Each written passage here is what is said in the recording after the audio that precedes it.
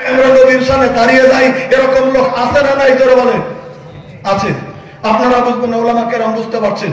তারা বলে নবী আমাদের কাছে আসে, আমরা তাদের সম্মানে দাঁড়াই না। একটা কথা খেয়াল রাখবেন, আল্লাহ রাব্বুল আলামিনের নবী সাল্লাল্লাহু আলাইহি ওয়াসাল্লাম আমাদের মতোই মানুষ। আল্লাহ রাব্বুল আলামিন পবিত্র কোরআনে বলেছেন তিনি আমাদের মতো মানুষ। পৃথিবীতে আল্লাহ রাব্বুল আলামিন মানুষকে মাটির মানুষ করে বানিয়েছেন, তাই নবী পৃথিবীতে এসেছিলেন, তবে নবী ইন্তেকাল করেছেন। নবী আছেন কোথায়? তিনি আছেন মদিনাতুল মুনাওয়ারাতে। কথাটা খুব খেয়াল করে নেবেন। একজন ভাই টাকা দিচ্ছে, আল্লাহ তুমি তার দানকে কবুল করো। এবার কথাটা খুব ভালো করে বুঝে নেবেন। তবে নবী আছেন কোথায়? মদিনাতুল মুনাওয়ারাতে, মদিনার মসজিদে নববীর ভিতরে বিশ্ব নবী সাল্লাল্লাহু আলাইহি ওয়াসাল্লাম শুয়ে আছেন। কথা খুব ক্লিয়ার করে যাবেন আমার ভাইরা। আমাদের যিনি বিশ্বের নবী মদিনাতুল মুনাওয়ারাতে শুয়ে রয়েছেন, মদিনার মসজিদে নববীর ভিতরে।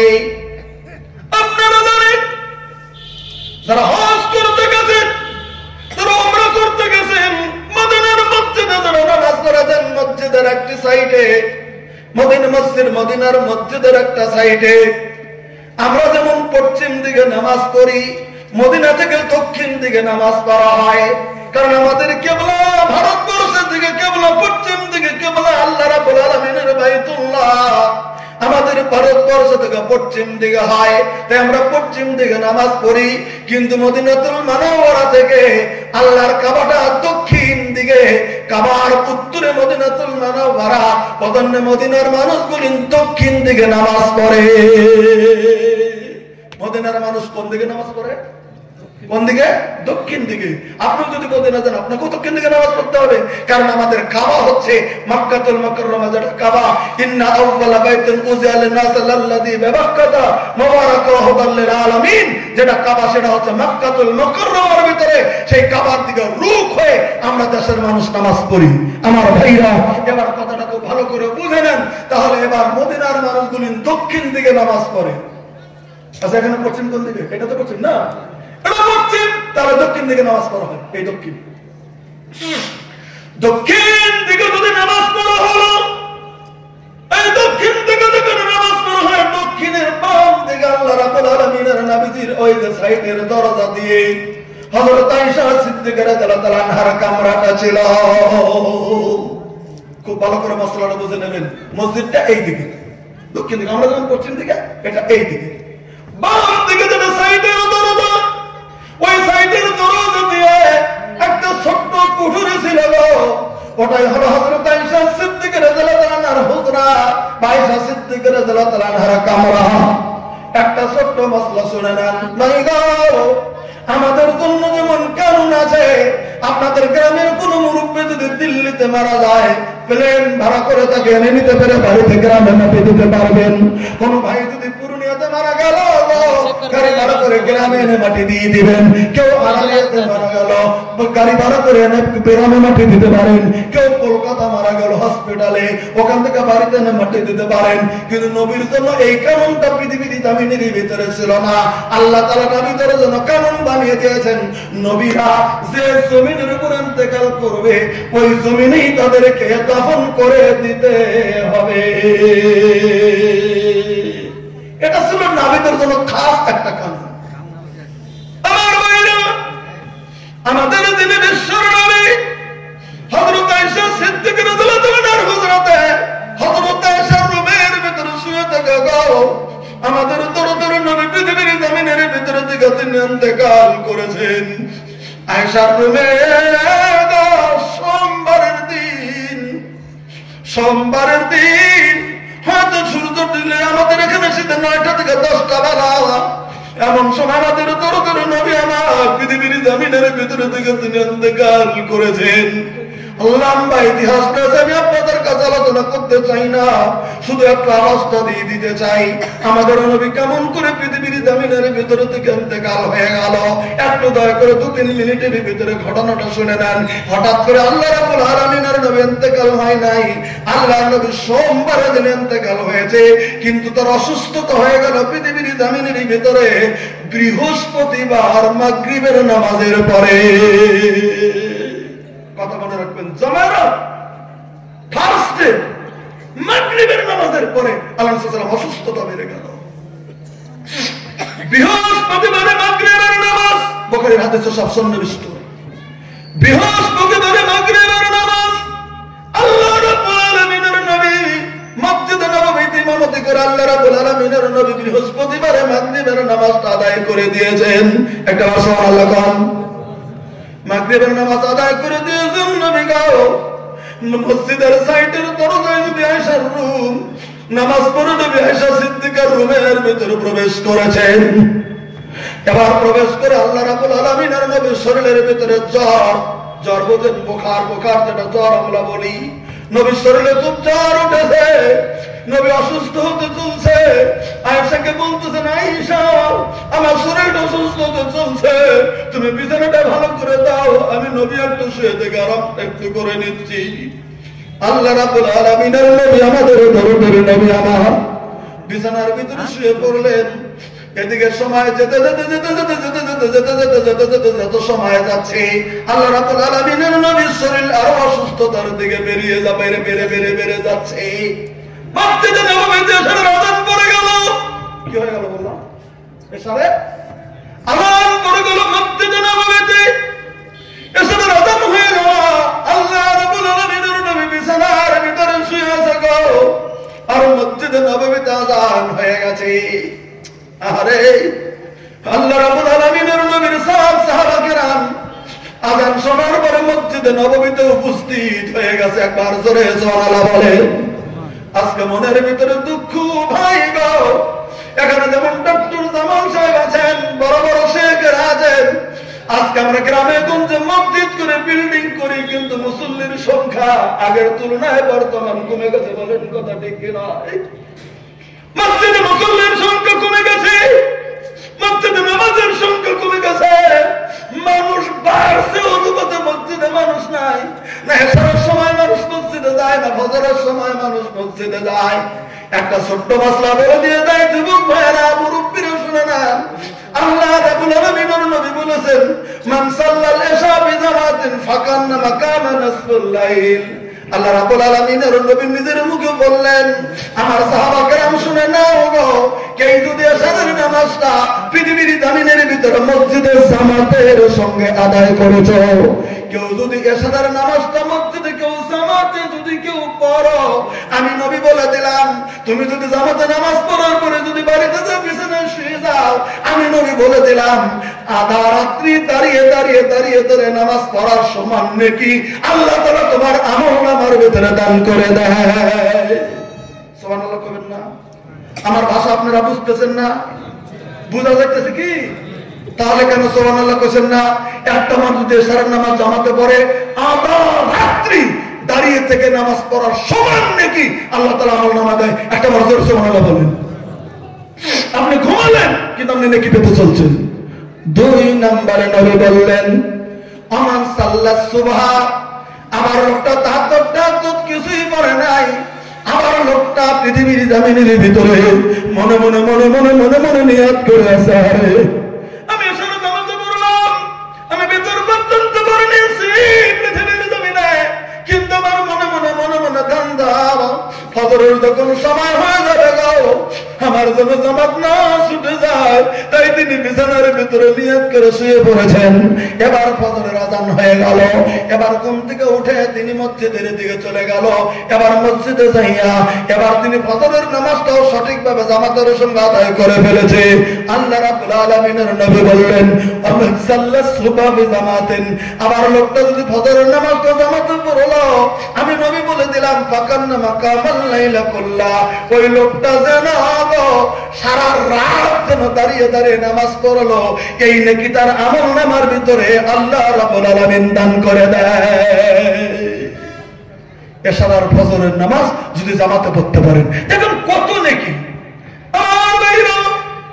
আল্লাহ রাব্বুল আলামিনের নবীর মসজিদে নববীতে বৃহস্পতিবারের দিন সন্ধ্যাবেলাতে মাগরিবের পরে নবী বিছানায় শুয়ে আছে, এদিকে মসজিদে নববীতে এশারের আযান হয়ে গেল, আর এলাকার সব মুসল্লি মসজিদে নববীতে এশারের জামাত নবীর পিছনে আদায় করার জন্য সব সাহাবীরা মসজিদে নববীতে উপস্থিত হয়ে গেছে। এবার কথাটা ভালো করে বুঝে নেন। দেরির তো একটা সীমা আছে। 10 মিনিট, 15 মিনিট, 20 মিনিট, আধা ঘন্টা পরে নবী সাল্লাল্লাহু আলাইহি ওয়াসাল্লাম বেরিয়ে আসবে রুম থেকে, আর আমরা নবীর পিছনে নামাজ পড়বো, তারপরে যাব। কারণ বিশ্ব নবীর ইমাম আমাদের বিশ্বের নবী, মদিনার মসজিদের ইমাম আমাদের বিশ্বের নবী। নবী আসবেন, নবীর পিছনে নামাজ পড়বো। সাহাবা কেরাম অপেক্ষা করতে শুরু করে দিলেন। অপেক্ষা করতে করতে করতে করতে অনেক সময় পেরিয়ে গেল, কিন্তু নবীর রুম থেকে আসছে না। কারণ নবীর অসুস্থতা আরো বেড়ে গেছে, নবীর সুস্থতা নাই। নবী কেমন করে মসজিদে নববীতে আসবে? নবী আতাল গাতাল করছে বিছানার ভিতরে। ইন্দামিন সময় সব সাহাবীরা পরামর্শ করে হযরত আবু বকরকে ডাক দিয়ে বললেন, আবু বকর রে, আল্লাহ রাব্বুল আলামিনের নবী তো মাগরিবের নামাজ পড়ে বিছানা বাড়ির রুমের ভিতরে ঢুকে পড়েছেন, নবী তো আসছে না, নবী অসুস্থতা হয়ে আছে, খবরটা তো পেয়েছি। আবু বকর তুমি যাও যাও যাও, আল্লাহ রাব্বুল আলামিনের নবীকে নিয়ে এসো, আর আমরা কত ভিক্ষা করব, নবীর পিছনে এসে নামাজটা আমরা পড়বো। তুমি যাও, নবীর খবর নাও, নবীকে নিয়ে এসো, যাও যাও যাও। কারণ হযরত আবু বকর ওই রুমে ঢুকতে পারতেন, ওখানে তো অন্য মানুষ ছিল না, সেখানে ছিল মাত্র আবু বকরের কন্যা হযরত আয়েশা, যেখানে পর্দার দরকার ছিল না, কারণ নিজের বেটি, তাই রুমে হযরত আবু বকরকে পাঠিয়ে দিলেন। হযরত আবু বকর সিদ্দিক রাদিয়াল্লাহু তাআলা আনহু সালাম দিয়া রুমের ভিতরে, কামরার ভিতরে দাখিল হয়ে গেল। হযরত আবু বকর যখন দাখিল হয়ে গেল, আল্লাহ রাব্বুল আলামিনের নবী পেছনে এসে আছেন। আল্লাহর নবী তখন আবু বকরকে দেখলেন। আবু বকরকে প্রথম প্রশ্নটা করলেন, আবু বকর গো, মসজিদে নববীতে আযান হয়ে গেছে। আবু বকর বললেন, হুজুর গো, আযান হয়ে গেছে। বলে কতক্ষণ? বলে অনেক সময় আগে আযান হয়ে গেছে, আপনার অপেক্ষা আযান হয়ে গেছে। বলে মসজিদে নববীতে জামাত হয়ে গেছে নাকি? বলে না হুজুর গো, জামাত কেমন করে হবে? আপনার অপেক্ষায় সমস্ত সাহাবীরা রয়েছে, আপনি যাবেন, নামাজ পড়াবেন, আমরা সবাই আপনার পিছনে নামাজ পড়বো। একবার সুবহানাল্লাহ বলেন।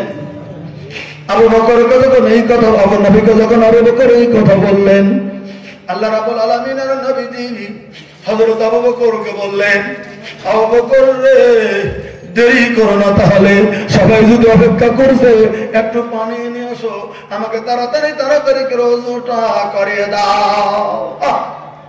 আল্লাহ রাব্বুল আলামিনের নবী পেছনে এসে আছে, আল্লাহর নবীর সোনা অবস্থায় পানি এনে আল্লাহ রাব্বুল আলামিনের নবীকে হযরত আয়েশার সঙ্গে থেকে আল্লাহ রাব্বুল আলামিনের নবীকে ওযু করিয়ে দিলেন। একবার সুবহানাল্লাহ বলেন।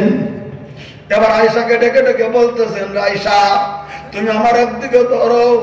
আবু বকরকে বলতেছেন, আবু বকর তুমি আমার একদিকে ধরো, তোমরা দুইজন একটু ধরে নাও, আমাকে একটু উঠিয়ে দাও, আমি যাব মসজিদে নববীতে।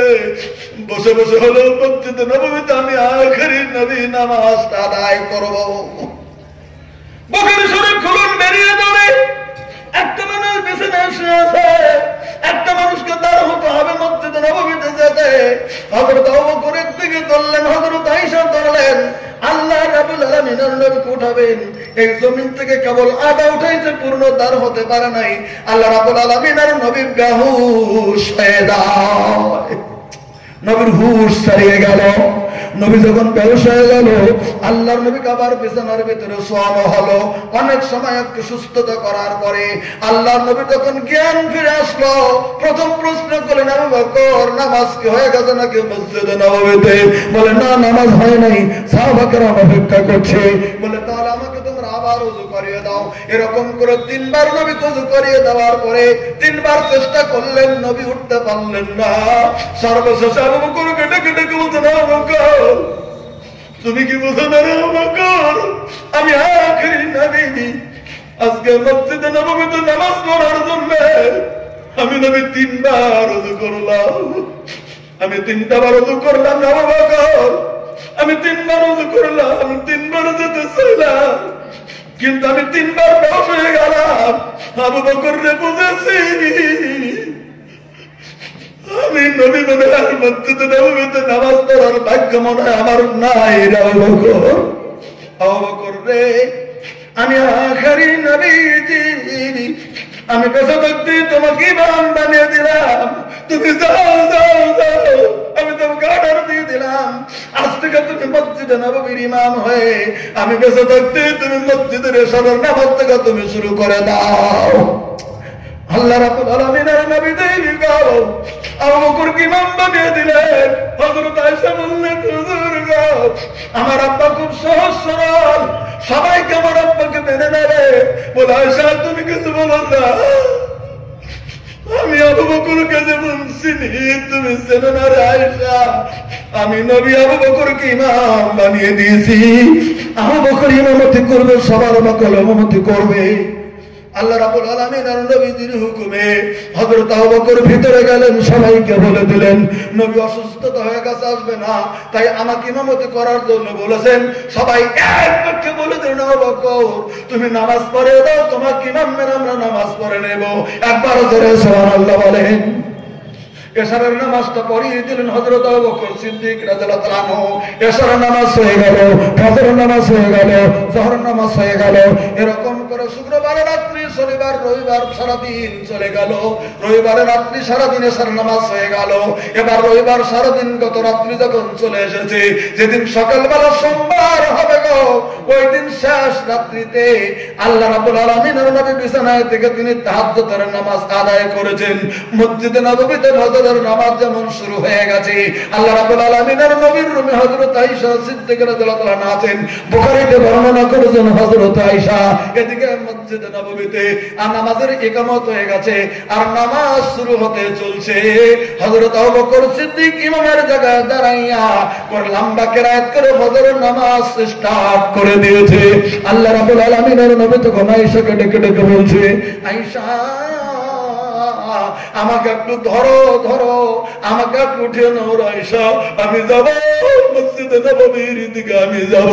সাইডের দরজাটা মসজিদে নববীর দরওয়াজা ছিল। আল্লাহ রাব্বুল আলামিনের নবীজি হযরত আয়েশাকে যখন বললেন, আল্লাহর নবী আয়েশাকে ভর দিয়ে নবী দাঁড়িয়ে গেলেন। আয়েশার কাঁধের উপরে হাত রেখে, স্ত্রীর কাঁধে হাত রেখে, এক পা দুই পা করে করে করে করে করে করে করে করে করে করে আল্লাহ রাব্বুল আলামিনের নবী সাইডের দরজা দিয়ে ওই মসজিদে নববীর ওই দরজার কাছে যায় দাঁড়িয়ে গেলেন। শত শত সাহাবা কেরাম আবু বকরের পিছনে নামাজের ভিতরে দাঁড়িয়ে গেছে। ওই মুহূর্তে আল্লাহ রাব্বুল আলামিনের নবী যখন দরজার কাছে দাঁড়িয়ে গেছেন, হযরত আবু বকর কেরাত অবস্থায় পিছনের দিকে আসতে চাইছে। হায় হায়, ধরে ধরে নবী আমার দরজায় দাঁড়িয়ে গেছে। দেখেন নবীকে সম্মান কত কত, পিছনের দিকে আসতে চাইছে। নবী শুধু একটা কথা বলেন, আবু বকর তুমি নামাজ চালিয়ে দাও, আমি নবী ইমামের জন্য আমি আসি নাই রে আবু বকর। হযরত আয়েশা সিদ্দিকা রাদিয়াল্লাহু তাআলা বলেন, আল্লাহর নবী যখন ওই নামাজের অবস্থা দেখলেন, আল্লাহর নবী মিষ্টি মিষ্টি হেসে দিয়েছেন। আমার কাঁধের ভিতরে নবীর হাত, আল্লাহ রাব্বুল আলামিনের নবী মিষ্টি হেসে দিলেন। আমি মনে মনে মনে মনে মনে মনে ভাবলাম, এই অসুখটা মনে হয় বিশ্ব নবীর একবারে সেরে গিয়েছে। একবার জোরে বলেন সুবহানাল্লাহ। মনে অসুখটা সেরে গেছে।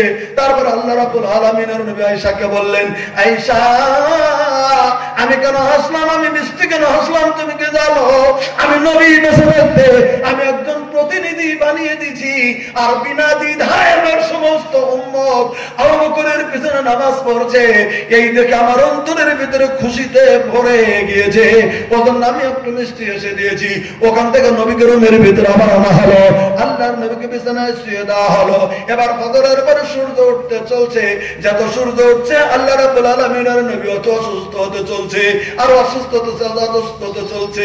বিশপ অসুস্থ হয়ে গেল, সূর্য উঠতেছে, নবী অসুস্থ হতে চলছে। একজন দৌড়াইয়া যাইয়া নবীর বেটি ফাতেমার কাছে খবর দিয়ে দিল, ফাতেমা আর কি চাও গো, আল্লাহ রাব্বুল আলামিনের নবী তোমার আব্বা ভীষণ অসুস্থ হয়ে গেছে। হযরত ফাতেমা তাজ-জাহরা দৌড়ে দৌড়ে দৌড়ে দৌড়ে চলে এসেছেন। হযরত ফাতেমা যাহরা চলে আসলেন, এসে দেখে বাবার অবস্থা খুবই শোচনীয়। দরজায় দাঁড়াইয়া বাবার অবস্থা দেখে নিয়ে হযরত ফাতেমা যাহরা গলগল করে কাঁদতে শুরু করে দিল, চোখের পানি ফেলতে শুরু করে দিল। আল্লাহ রাব্বুল আলামিনের নবী ফাতেমাকে ডাকলেন, ফাতেমা তুমি কান্না করো না, তুমি আমার কাছে তুমি চলে আসো। আল্লাহ রাব্বুল আলামিনের নবী জোরে কথা বলতে পারে না, আস্তে করে বললেন, ফাতেমা তুমি আমার কাছে আসো। আল্লাহর নবীর ডাকে হযরত ফাতেমা যাহরা আল্লাহ রাব্বুল আলামিনের নবীর কাছে চলে গেলেন, বসে গেলেন সম্মুখে। নবী বললেন, বেটি রে, আমি জোরে কথা বলতে পারি না, আমার সময় মনে হয় গুনেছে। বেটি তুমি তোমার কানটা আমার মুখের কাছে তুমি লাগিয়ে দাও। হযরত আয়েশা বলেন, তখন ফাতেমা যাহরা তার কানটা আল্লাহ রাব্বুল আলামিনের নবীর মুখের কাছে লাগিয়ে দিলেন। আল্লাহ রাব্বুল আলামিনের নবী গুনগুন গুনগুন গুনগুন গুনগুন গুনগুন করে ফাতেমার কানে কি যেন বললেন। বলার সঙ্গে সঙ্গে ফাতেমা আরো বেশি কেঁদে উঠলেন। তখন আল্লাহ রাব্বুল আলামিনের নবী বললেন, বেটি রে, আমার কথা শেষ হয় নাই, আবার তুমি তোমার কানটা দাও, আমি তোমাকে আরেকটা কথা বলবো। তখন আল্লাহ রাব্বুল আলামিনের নবী ফাতেমার কানে গুনগুন গুনগুন করে কি যেন বলল। ফাতেমা কান্না বাদ দিয়ে মুখের চোখের পানি যখন ফাতেমার শুকিয়ে গেল, একটু ফাতেমা মিষ্টি হেসে দিয়ে দিল। এবার যদি আপনারা প্রশ্ন করেন, সেদিন নবী ফাতেমাকে কি বলেছিলেন? প্রথম বলার পরে তিনি কাঁদলেন, দ্বিতীয় বলার পরে তিনি হাসলেন। ফাতেমাকে নবী কি বলেছিলেন? তার জবাব পরবর্তীতে আসছে। হযরত ফাতেমা যাহরা বলে দিয়েছিলেন, তখনকার ঘটনাটা পরে বলেছিলেন। ফাতেমা যাহরা বলছিলেন, আমার আব্বা প্রথম আমাকে বলল, বেটি রে, আমার সময় শেষ হয়ে গেছে, এটাই তোমার শেষ আব্বাকে দেখার, তুমি যদি দেখার তুমি আমাকে দেখে নাও, আমার সময় শেষ হতে চলছে। আমি নবী বুঝতে পেরেছি। এই কথা শুনে ফাতেমা যাহরা আরো একটু জোরে করে কান্নার মতো পানি বের করতে শুরু হয়ে গেল, কান্না শুরু করে দিল। তখন আল্লাহ রাব্বুল আলামিন সাল্লাম বললেন, ফাতেমা তুমি চিন্তা করো না, তোমাকে একটু খোঁজ খবর দিয়ে যাই বলে কি আমার পরিবারের ভিতরে, আমার পরিবারের ভিতরে, আমার আহলের ভিতরে অচিরেই দুসারের মধ্যেই তুমি আমার সঙ্গে সাক্ষাৎ করবে। তার মানে তোমারও সময় শেষ, তুমি বেশি দিন তোমার থাকার দরকার নাই, দুসারের মধ্যেই তুমি আমার কাছে আসতেছো, বেটি তোমার কান্দার কারণ নাই। তখন হযরত ফাতেমা যখন শুনলেন আহলের ভিতরে দুসারের মধ্যেই ফাতেমা চলে যাবে, তাই হযরত ফাতেমা যাহরা তখন চোখের পানি মুছে দিয়ে একটু মিষ্টি হেসে দিয়েছিলেন। ফাতেমা যাহরা বুঝলেন, তাহলে তো আমি আব্বার কাছে চলে যাইতেছি, তাহলে আমার আর কি ভয়। তাই ফাতেমা যাহরা সেদিন হেসেছিলেন। আপনারা জানেন, ইতিহাস পড়ে দেখুন, কিতাব খুলে দেখুন, আল্লাহ রাব্বুল আলামিন সাল্লাল্লাহু ইন্তেকালের পরে আল্লাহ নবী সাল্লাল্লাহু বেটি ফাতেমা বেশি দিন বাঁচেনি, 6 মাসের ভিতরেই পৃথিবীর জমিন থেকে তিনি ইন্তেকাল করেছেন, হযরত ফাতেমা যাহরা রাদিয়াল্লাহু আনহা। তবে আল্লাহ রাব্বুল আলামিনের নবী হযরত আয়েশা সিদ্দিকা রাদিয়াল্লাহু আনহা রুমে শুয়ে থেকে আল্লাহ রাব্বুল আলামিন সাল্লাল্লাহু আলাইহি ওয়াসাল্লামের জানকান্দানি শুরু হয়ে গেছে। নবী কথা বলতে পারে না, আয়েশা চোখের পানি টপ টপ করে পড়ছে, হযরত ফাতেমার চোখের পানি টপ টপ করে পড়ছে, হযরত আবু বকর সিদ্দিক রাদিয়াল্লাহু আনহু আছে। ওই মুহূর্তে আল্লাহ রাব্বুল আলামিনের নবী জোরে কথা বলতে পারেন না। তখন আয়েশাকে আল্লাহ নবী সাল্লাল্লাহু আলাইহি ইশারা করে দিতেছেন, বারবার করে এরকম করে ইশারা করছেন নবী। হযরত আয়েশা বুঝতে পারলেন আল্লাহ রাব্বুল আলামিনের নবী মনে হয় মেসওয়াক করবেন। নবী সাল্লাল্লাহু আলাইহি ওয়াসাল্লাম বললেন, আপনি কি মেসওয়াক করবেন? নবী ইশারাতে স্বীকার করলেন, না মেসওয়াক করব। হযরত আয়েশার ভাই আব্দুর রহমানকে বললেন, যাও একটা মেসওয়াক নিয়ে এসো। একটা মেসওয়াক নিয়ে এসে দিল। মেসওয়াকটা এবার নবী সাল্লাল্লাহু আলাইহি ওয়াসাল্লাম মেসওয়াক করবে, এই মেসওয়াকটা শক্ত মনে হলো, আবার হযরত আয়েশার কাছে দিলেন, তুমি চিবিয়ে দাও। হযরত আয়েশা সিদ্দিকা মেসওয়াকটা চিবিয়ে দিলেন। চিবিয়ে দেওয়ার পরে ওই মেসওয়াকটা আল্লাহ নবী সাল্লাল্লাহু আলাইহি ওয়াসাল্লাম মেসওয়াক করছেন, আল্লাহ নবী সাল্লাল্লাহু আলাইহি ওয়াসাল্লাম মেসওয়াক করছেন। আর আল্লাহ নবী সাল্লাল্লাহু আলাইহি ওয়াসাল্লাম বলেন, আল্লাহ মাগফিরলি ওয়ালহামনি ওয়ালহিকনি বির রফিক আল আলা। আল্লাহ আমি